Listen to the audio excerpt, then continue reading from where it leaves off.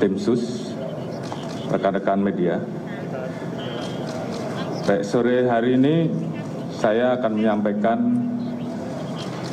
perkembangan terbaru terkait peristiwa tindak pidana yang terjadi di Duren 3. Dan ini juga merupakan komitmen kami dan juga menjadi penekanan Bapak Presiden untuk mengungkap kasus ini secara cepat, transparan, dan akuntabel. Dan tadi juga beliau perintahkan,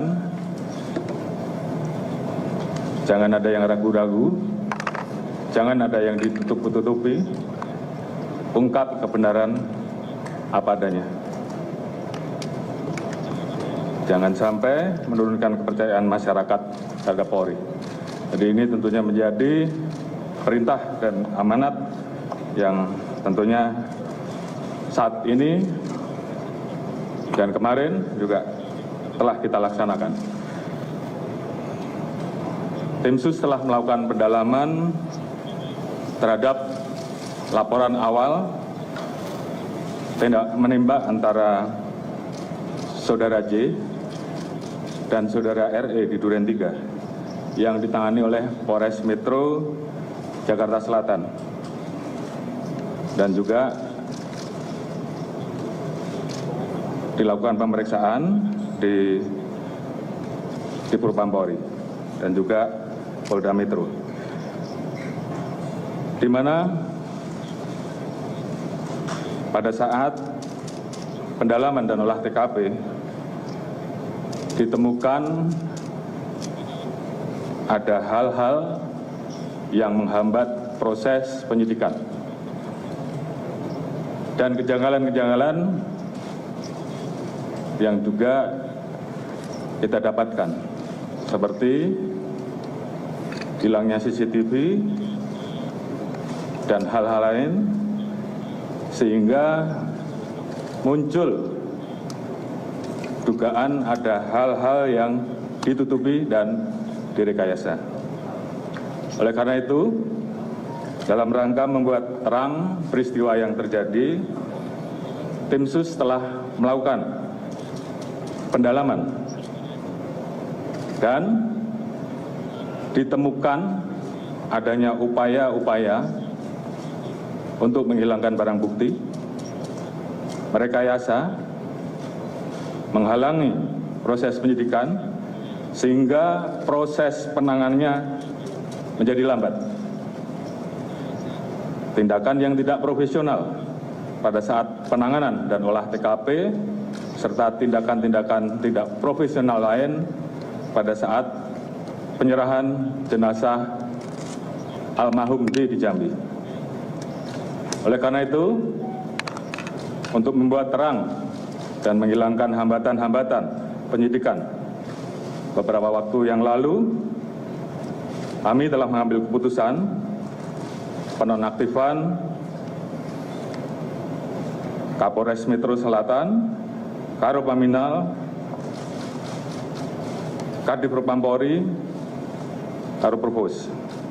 Kemudian tim sus juga telah melakukan pemeriksaan terhadap pelanggaran kode etik profesi Polri ataupun tindakan untuk merusak, menghilangkan barang bukti, mengaburkan, dan merekayasa dengan melakukan mutasi ke Yanma Polri, dan saat ini semuanya dilakukan pemeriksaan. Kemarin ada 25 personil yang kita periksa dan saat ini bertambah menjadi 31 personil. Kita juga telah melakukan penempatan khusus kepada 4 personil beberapa waktu yang lalu dan saat ini bertambah menjadi 11 personil Polri, terdiri dari 1 bintang 2, 2 bintang 1, 2 kombes, 3 AKBP, 2 kompol, dan 1 AKP. Dan ini kemungkinan masih bisa bertambah. Selanjutnya, Untuk menjaga transparansi dan akuntabilitas dalam penanganan kasus ini, kita telah melibatkan pihak-pihak eksternal seperti rekan-rekan di Komnas HAM yang saat ini masih terus bekerja dan juga mitra kami di Kompolnas selaku pengawas kepolisian. Kami juga telah memberikan ruang seluas-luasnya kepada masyarakat, terutama keluarga korban, seperti beberapa waktu yang lalu, untuk kita berikan ruang otopsi ulang atau ekshumasi dan juga melayani laporan polisi dari pihak korban. Dan tentunya ini adalah merupakan wujud transparansi yang kami lakukan. Alhamdulillah, saat ini tim SUS telah mendapatkan titik terang dengan melakukan proses-proses penanganan dan pemeriksaan secara saintifik dengan melibatkan kedokteran forensik, olah TKP, dengan melibatkan tim puslapor untuk menguji balistik, mengetahui perkenaan alur dan tembakan, pendalaman terhadap CCTV dan handphone oleh puslapor, biometrik, identification oleh Pusinafis, serta tindakan lain yang tentunya bersifat ilmiah. Dan juga kami menemukan persesuaian dalam pemeriksaan yang telah kita lakukan terhadap saksi-saksi yang berada di TKP, termasuk saksi-saksi lain yang terkait, juga saudara RE, saudara RR, saudara KM, saudara AR, dan saudara P, dan saudara FS. Ditemukan perkembangan baru bahwa tidak ditemukan, saya ulangi, tidak ditemukan fakta peristiwa tembak menembak seperti yang dilaporkan. Saya ulangi, tidak ditemukan fakta peristiwa tembak menembak seperti yang dilaporkan awal. Tim khusus menemukan bahwa peristiwa yang terjadi adalah peristiwa penembakan terhadap saudara J yang mengakibatkan saudara J meninggal dunia, yang dilakukan oleh saudara RE atas perintah saudara FS. Saudara E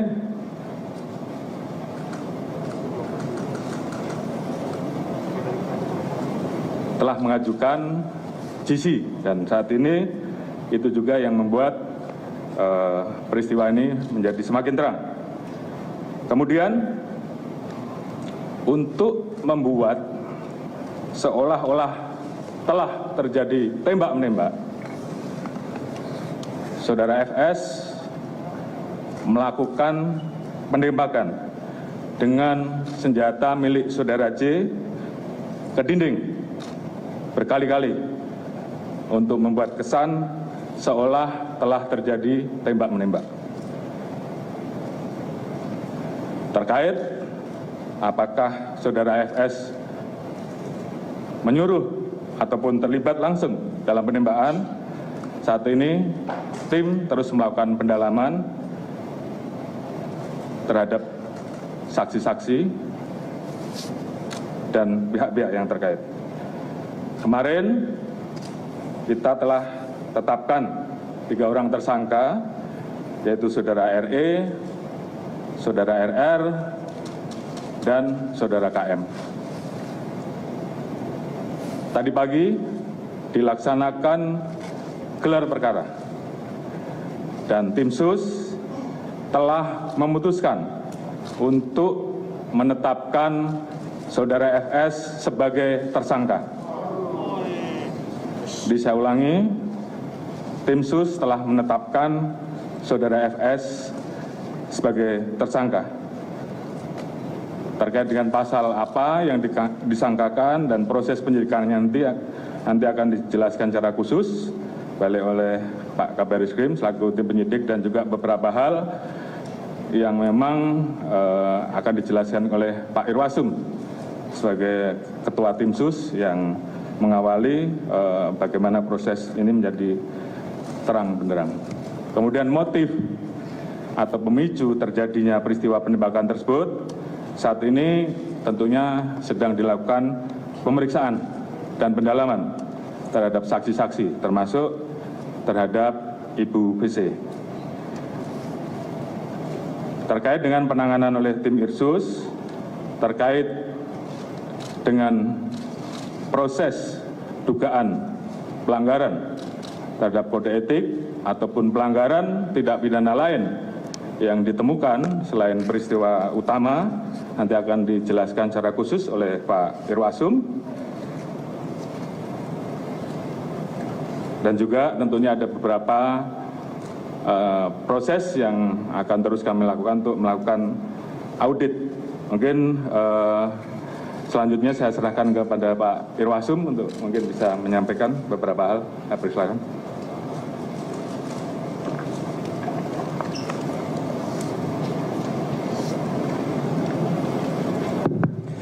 Atas izin Bapak Kapolri dan Bapak Kapolri, kami menyampaikan perkembangan yang dilaksanakan Tim Sus khususnya dalam pelaksanaan operasi khusus. Bahwa Tim Sus ini dibentuk oleh Bapak Kapolri yang beranggota lengkap yang langsung sebagai penanggung jawab Bapak Kapolri dari Barreskrim Polri, Itwasum Polri, kemudian Mbak Intelkam, SSDM, Pusdokes dan Divteika. Kemudian Bapak Kapolri selalu menekankan pada saat rapat beliau menyampaikan kedepankan scientific crime investigation. Saya memahami dan tim sus memahami kepada para media dan masyarakat selama 1 minggu pertama dibentuk, kami memahami seolah-olah tim sus tidak bergerak. Kami memahami itu. Karena apa yang diutarakan Bapak Kapolri tadi memang benar. Kami mengalami kesulitan karena pada saat pelaksanaan olah TKP awal dilaksanakan tidak profesional, kurang profesional. Dan beberapa alat bukti pendukung sudah diambil. Selama 1 minggu kami bergerak mendalami, kemudian kami mendapatkan informasi intelijen dari Baintelkam Polri bahwa di Jupai ada beberapa personil yang diketahui mengambil CCTV dan yang lain-lainnya. Oleh karena itu, Itpasum membuat surat perintah gabungan dengan melibatkan Divpropam Polri dan Barreskrim Polri telah melaksanakan pemeriksaan khusus kepada 56 personil Polri. Dari 56 personil Polri tersebut terdapat 31 personil Polri yang dari Bapak Kapolri sampaikan yang diduga patut juga melanggar kode etik profesional Polri atau KKEP. Kemudian yang melakukan pelanggaran, tadi Bapak Kapolri sudah menyampaikan 11 dilaksanakan penempatan khusus yang 3 perwira tinggi ditempatkan di Mako Brimob Polri.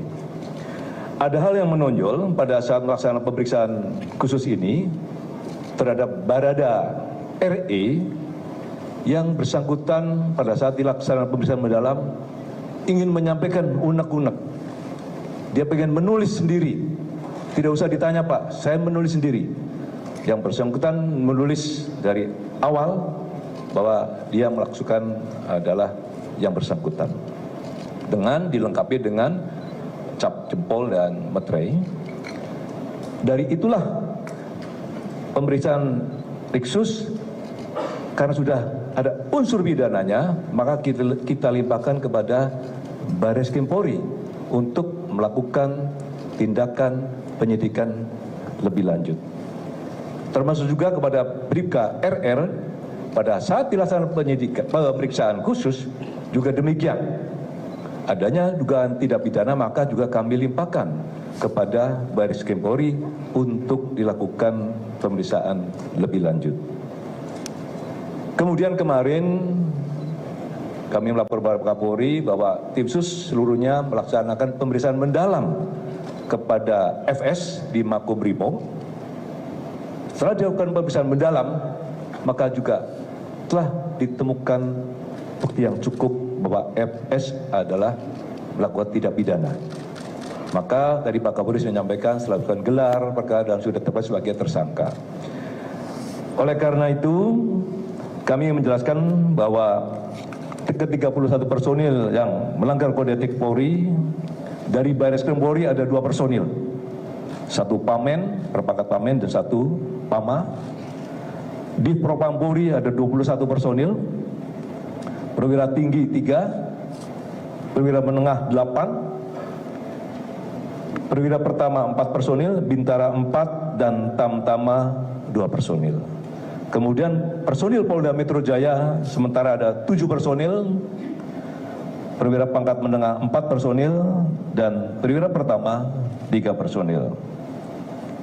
Rekan-rekan sekalian, tim sus akan melakukan pengkajian tentu gabungan dengan di Propam Polri terhadap personil-personil yang diduga melakukan kode etik. Kalau nanti ada unsur pidananya, juga kita limpahkan lagi kepada Barreskrim Polri. Tetapi kalau hanya melakukan kode etik, maka tentu di Propam Polri akan melakukan sidang kode etik terhadap personil tersebut. Oleh karena itu, ke depan tim sus akan terus melakukan pemeriksaan khusus terhadap personil-personil Polri yang patut diduga melakukan pelanggaran kode etik terkait penanganan meninggalnya Brigadir J di Komplek Polri Duren 3. Oleh karena itu, kami juga tim sus mengucapkan terima kasih. Tadi Bapak Kapolri sudah menyampaikan kepada Komnas HAM, karena beliau harus transparan. Kemudian juga tentu Kompolnas yang terus selalu memberikan pengawalan sehingga kasus ini terungkap. Kemudian juga tentunya kami mengucapkan terima kasih kepada seluruh masyarakat yang telah memberikan support dan dukungannya kepada tim sus, walaupun menunggu, namun sudah ada titik terang dan sehingga terungkap. Termasuk juga tentu kepada seluruh anggota Polri yang saya cintai, karena memang banyak sekali WA yang masuk. Terima kasih kepada seluruh anggota. Saya kira itu Bapak Kapolri. Terima kasih. Assalamualaikum warahmatullahi wabarakatuh. Terima kasih Pak Irwasum yang sudah menyampaikan beberapa pointers penting terkait dengan kinerja tim sus yang dipimpin oleh beliau. Selanjutnya Pak Kabar Eskrim saya perintahkan untuk menyampaikan terkait pasal-pasal dan mungkin proses penyidikan yang saat ini sedang berjalan. Silakan. Terima kasih Bapak Kapolri, yang kami hormati Bapak Kapolri, Bapak Wakapolri, Ketua Tim Sus Penanganan Kasus Penembakan di Duren 3. Pada kesempatan ini rekan-rekan sekalian, awal pembentukan tim sus tugasnya adalah melakukan asistensi terhadap penanganan laporan kejadian yang diterima oleh Polres Jakarta Selatan. Kemudian mulai bekerja tanggal 12 Juli kami melakukan olah TKP selama 4 hari berturut-turut untuk mempelajari situasi dan kondisi TKP secara umum sampai hal-hal yang bersifat khusus yang melibatkan laboratorium forensik Polri, yang melibatkan Inafis Barreskrim Polri dalam rangka untuk memperoleh gambaran yang seterang-terangnya tentang situasi kejadian pada saat tanggal 8 Juli di mana dilaporkan ada kejadian tembak-menembak yang terjadi antara Brigadir Joshua dan Baradae yang mengakibatkan Brigadir Joshua meninggal dunia. Kemudian kami melaksanakan analisa, tim bekerjasama melaksanakan analisa terhadap hasil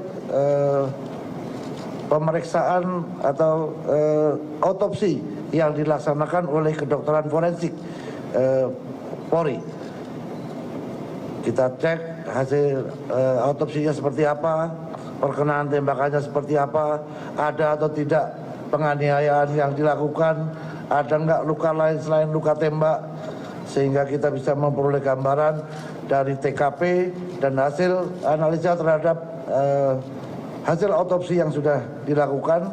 Kemudian pada saat kita melaksanakan olah TKP, kita juga berusaha untuk mencari sidik jari dan DNA di seluruh lokasi yang kemungkinan menjadi aktivitas orang-orang yang ditemukan pada saat pertama kali ada kejadian. Yaitu ada 5 orang, ada Ibu Putri, ada Pak Sambo, ada Kuat, ada Ricky dan Richard, serta korban Joshua. Sehingga ini dijadikan pijakan awal bagi tim sus untuk melakukan langkah-langkah penyidikan.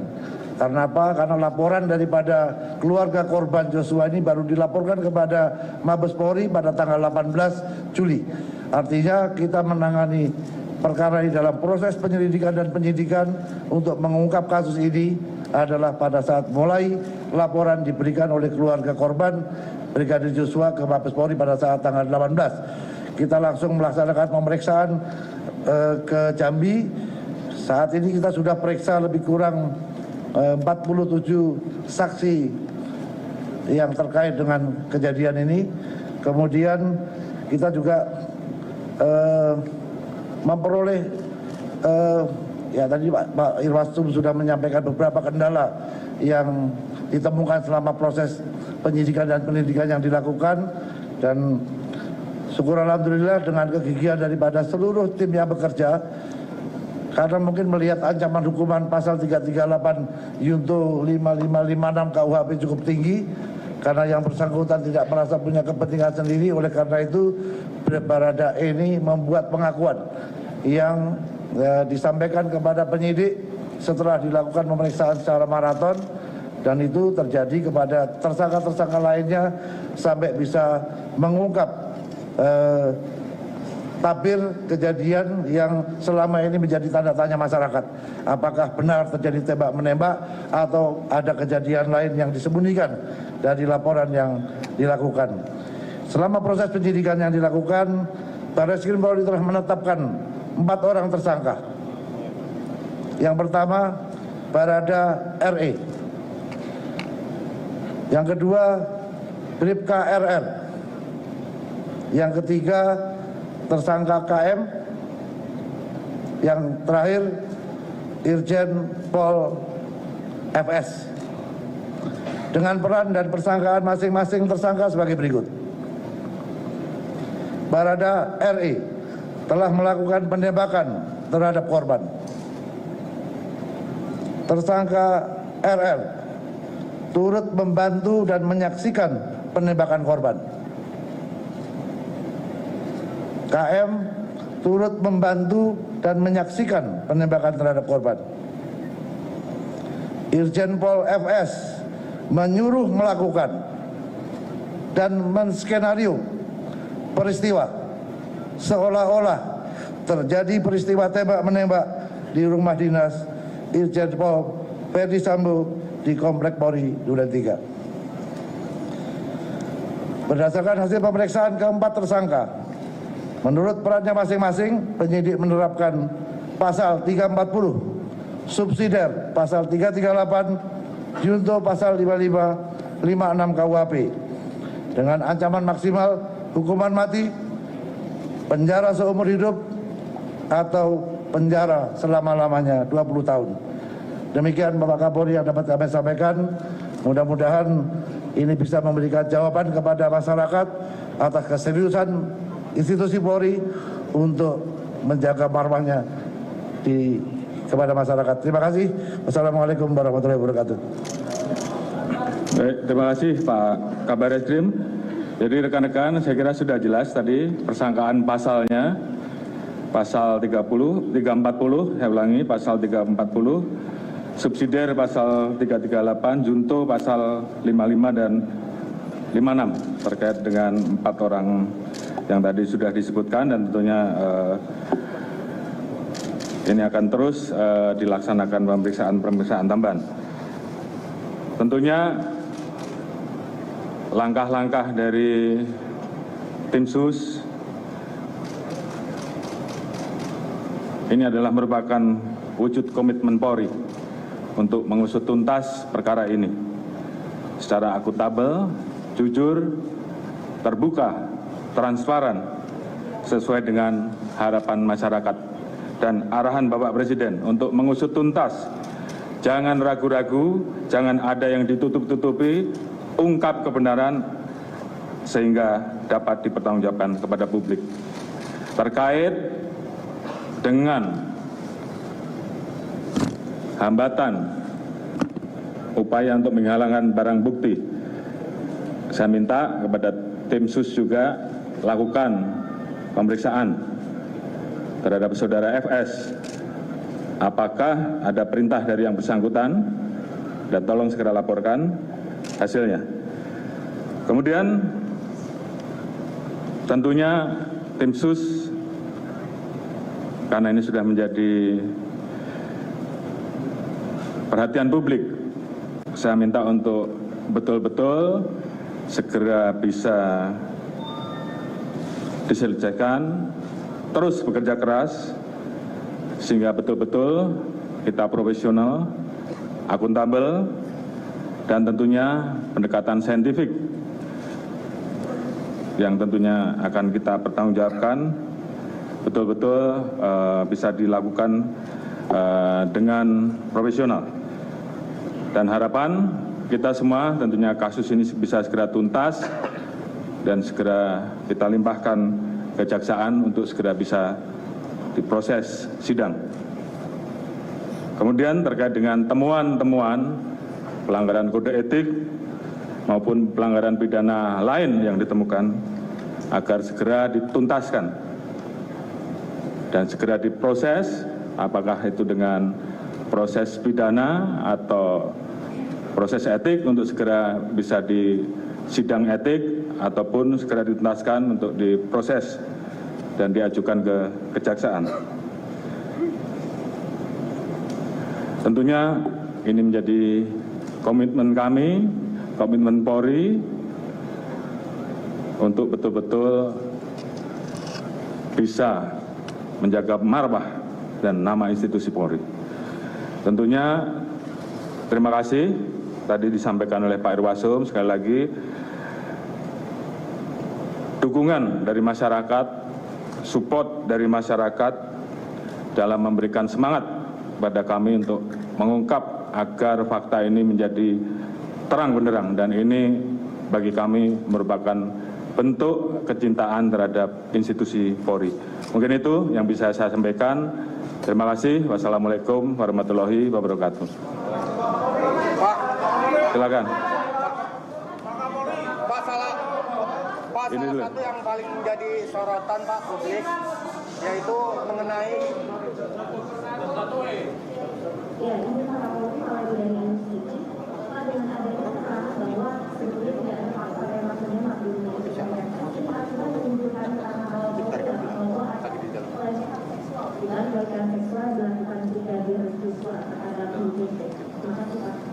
Baik, tadi sudah saya jelaskan bahwa terkait dengan motif, saat ini sedang dilakukan pendalaman terhadap saksi-saksi dan juga terhadap Ibu Putri. Jadi saat ini belum bisa kita simpulkan, namun yang pasti ini menjadi pemicu utama terjadinya peristiwa pembunuhan. Untuk apa kesimpulannya, tim saat ini terus bekerja, ada beberapa saksi yang saat ini sedang diperiksa dan tentunya nanti akan kita informasikan. Namun yang paling penting peristiwa utamanya, apakah tembak-menembak atau yang terjadi penembakan, ini saya kira tadi sudah dijelaskan secara terang. Silakan. Pak mengenai yang pertama itu Pak yang ditanyakan keterlibatan katanya ada penasehat Kapolri yang inisial MK yang menyusun skenario juga, apa itu betul Pak? Dan yang kedua, apa sudah bisa dipastikan bahwa motifnya tidak ada tentang pelecehan seksual? Karena influencernya kan juga mengumpulkan beban sosial juga kan. juga mungkin dia perutnya memberikan diri bisa pernah kena dugaan awal katanya ini pelecehan seksual. Dan yang ketiga mungkin Pak, kenapa PSK-nya tidak menampilkan seperti kasus-kasus lainnya Pak? Terima kasih Pak. Baik, jadi pertanyaan pertama tadi, kami sedang melakukan pendalaman, tim sedang bekerja. Tentunya apabila kita temukan, pasti kita proses. Terkait dengan motif, tadi sudah kita sampaikan bahwa pendalaman masih terus dilakukan, dan ini tentunya membutuhkan keterangan dari ahli-ahli di samping persesuaian saksi-saksi, sehingga tentunya ini menjadi bagian yang juga harus kami tuntaskan. Pak, izin Pak. Ya Rama Pak dari Radio Sinta Pak. Mengenai untuk soal etiknya Pak, ada 31 personil yang diduga melakukan pelanggaran etik dan ini jumlahnya cukup besar. Yang ingin diketahui apa sebenarnya motivasi dari mereka, rata-rata mereka, apakah mereka sadar bahwa apa yang mereka lakukan ini mempengaruhi, bisa mengganggu jalannya penyelidikan. Terima kasih Pak Kapolri.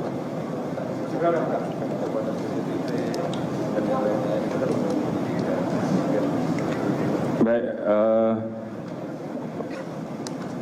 tim Propam, tim Irsus dan tim Propam saat ini sedang mendalami apakah mereka sadar ataukah atas perintah, sehingga ini yang kemudian nanti kita putuskan apakah dia masuk pidana atau etik. Jadi ini akan kita sampaikan di berikutnya. Silakan. Satu lagi ya.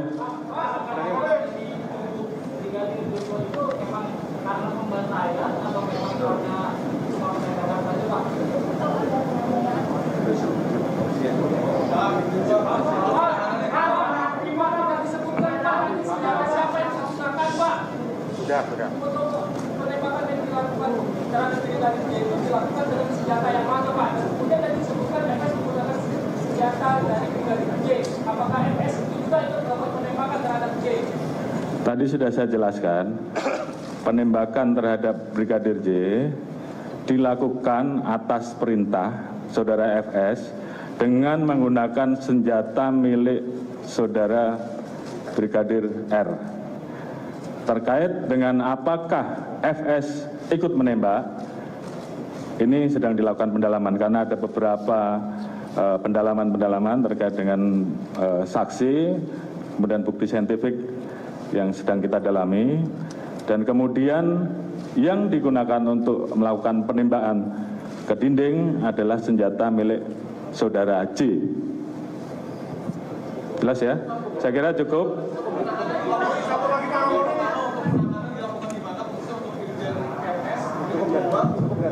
Proses terkait dengan penyidikan dugaan pelecehan seksual terus dilakukan Pak. Tapi sebenarnya dilakukan aktivitas brigadir di sini pada saat ditembak itu sedang apa Pak?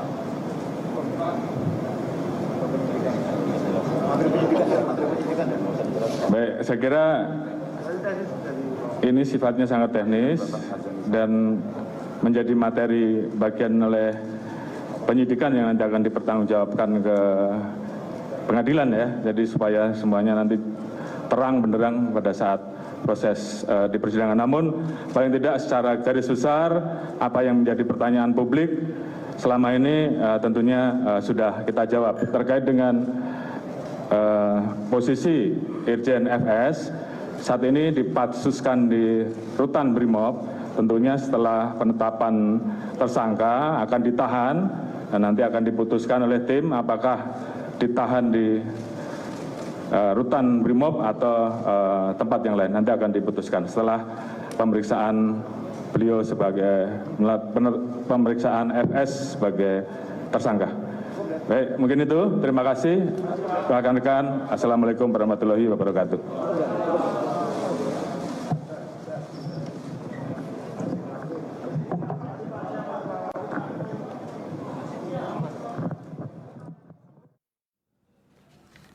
Ya, saudara, baru saja kita ikuti konferensi pers yang disampaikan langsung oleh Kapolri Jenderal Listio Sigit Prabowo di Gedung Rupatama Mabes Polri, maksud saya. Dan beberapa hal yang bisa disampaikan oleh Kapolri terkait perkembangan